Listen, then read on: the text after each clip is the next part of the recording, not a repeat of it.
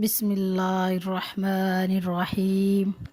اہل کتاب اور مشرکین میں سے جو لوگ کافر تھے وہ اس وقت تک باز آنے والے نہیں تھے جب تک کہ ان کے پاس روشن دلیل نہ آتی، یعنی ایک اللہ کا رسول صلی اللہ علیہ وآلہ وسلم جو پاک صحیفے پڑھ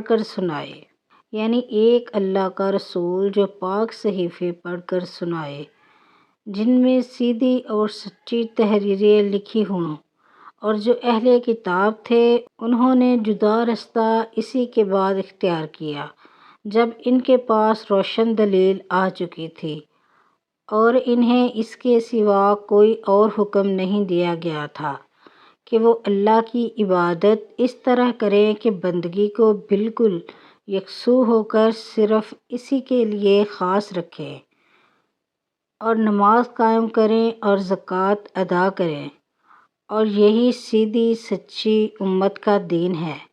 یقین جانو کہ اہل کتاب اور مشرکین میں سے جنہوں نے کفر اپنا لیا ہے وہ جہنم کی آگ میں جائیں گے جہاں وہ ہمیشہ رہیں گے۔ یہ لوگ ساری مخلوق میں سب سے برے ہیں۔ جو لوگ ایمان لائے ہیں اور انہوں نے نیک عمل کیے ہیں وہ بے شک ساری مخلوق میں سب سے بہتر ہیں۔ ان کے پروردگار کے پاس ان کا انعام وہ سدا بہار جنتیں ہیں جن کے نیچے سے نہریں بہتی ہیں، وہ ہمیشہ ہمیشہ رہیں گے۔ اللہ ان سے خوش ہوگا اور وہ اس سے خوش ہوں گے۔